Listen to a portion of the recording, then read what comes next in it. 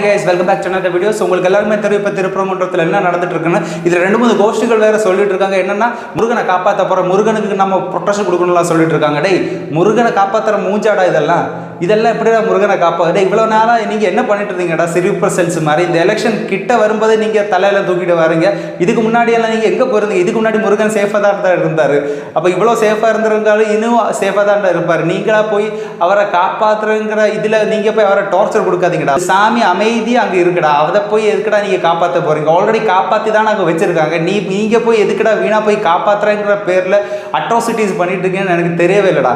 யாராச்சும் என்னாச்சும் சொன்னா உடனே ஹிந்துவோட பிரச்சனை, ஹிந்து அப்படி சொல்லிட்டா, ஹிந்து இப்படி சொல்லிட்டா சொல்லிட்டு ஹிந்துங்கிற வேர்டு என்னடா அப்படி இப்படியெல்லாம் யூஸ் பண்ணிட்டு இந்த ஹிந்து முஸ்லீம் கிறிஸ்டி இதெல்லாம் நம்ம கேட்டது இந்த ஸ்கூல்ல இந்த சின்ன பிள்ளைல படிக்கும்போது எத்தனை மதம் இருக்கு, எத்தனை ஜாதி இருக்குது எனக்கு தெரிஞ்சு அங்கதான் நம்ம கேட்டிருக்கோம். அதுக்கப்புறம் நம்ம பெருசா கேட்டதில்லை. அதுக்கப்புறம் நம்ம வளர்ந்து வரும்போது இதை ஃபுல்லா நம்ம சகஜமாக மனிதர்களா என்ன சொல்றது பழகிட்டு இருக்கோம். ஹிந்து வேற, கிறிஸ்டின் வேற, முஸ்லீம் வேற அப்படி நம்ம பார்க்குறது. நம்ம ஃப்ரெண்ட்ஸு அதே மாதிரி ஃபேமிலியை தான் போயிட்டு இருக்கோம். அது பறக்கிற ஓரோ மனுஷங்களும் ஹிந்து கிறிஸ்டின் முஸ்லீம் அப்படி பறக்கிறது இல்லை, மனுஷங்களா பிறக்கிறாங்க. ஸோ அவங்களா வச்சுக்கிறது அந்த ஜாதி மதம் இல்லை. எனக்கு தெரிஞ்ச சின்ன பிள்ளைங்க பாட புஸ்தகங்கள் கூட இவ்வளோ மதம் இருக்கு, ஹிந்து கிறிஸ்டின் முஸ்லீம் அப்படி மதங்கள் இருக்குன்னு சொல்லிட்டு இருக்காங்கல்ல, அது அங்கேயே கட் பண்ணணும்னு நினைக்கிறேன். ஸோ அங்கே கட் பண்ணால் தான் சின்னலேருந்து தான் நம்ம பார்த்து வளர்றது தான் பெருசாக இருக்கும்போது வளரும்னு சொல்லுவாங்க. ஸோ இந்த சின்ன பிள்ளையிலேருந்து இதை இப்படி பண்ணுறதே முதல்ல தப்புன்னு தான் நான் நினைக்கிறேன். இந்த ஜாதி மதங்கிற இந்த வெறியை ஃபஸ்ட்டு நீங்கள் குறைக்கணும்.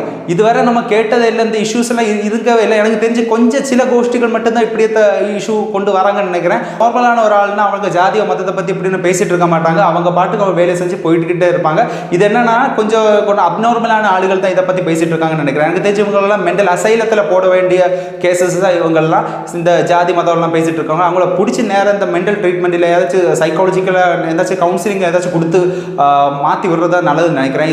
இதை மாதிரி ஆளுகள் தான் இங்கே என்ன சொல்கிறது இந்த நாட்டுக்கே ஒரு பெரிய ஒரு பாய்சன்னே சொல்லலாம். இந்த மாதிரி ஆளுகள் இந்த மாதிரி விஷக்கிருமிகளை இங்கே வச்சு அடிக்கிறது தான் நல்லதுன்னு நினைக்கிறேன். ஸோ இவங்க இப்போ மேலும் இப்படி விட்டுட்டு இருந்தீங்கன்னா இந்த நாட்டையே அழித்து குட்டிச்சோறு ஆக்கிடுவாங்க தான் நான் நினைக்கிறேன். ஸோ மெஜாரிட்டியாக நல்ல ஒரு ஆளுகள் எப்படி அவங்களோட ஜாதி மதத்தோட சொல்ல மாட்டாங்க. ஸோ இதே மாதிரி சில கிருமிகள் இருக்கும். கேரளாவில் வந்து பார்த்தாலே தெரியும், இங்கே ஜாதி மதம் காரியங்கள் ஒன்றும் இல்லை. இங்கே இதே மாதிரி யாராச்சும் சவுண்டு கொடுத்தாலும் அவங்க அப்படியே அமுக்கி வச்சிருவாங்க. இங்கே பெருசாக கண்டுக்கவே மாட்டாங்க. இதே மாதிரி நான் ஹிந்துடா, நான் முஸ்லீம்டா, நான் கிறிஸ்டின்டா அப்படி பேசிட்டு இருக்கவங்களா பெருசங்கத்த மக்கள் கண்டுக்க மாட்டாங்க.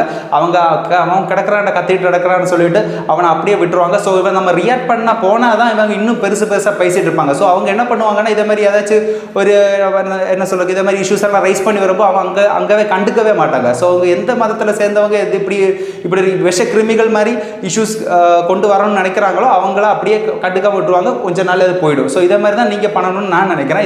இந்த மாதிரி என்ன சொல்றதுக்கு சும்மா சவுண்டு கொடுக்குறவங்கலாம் நீங்கள் கண்டுக்காமல் அப்படியே விட்டுறதா நல்லது. ஸோ அவங்க கத்தியே அவங்க இழைச்சி அவங்க போயிடுவாங்கன்னு நான் நினைக்கிறேன்.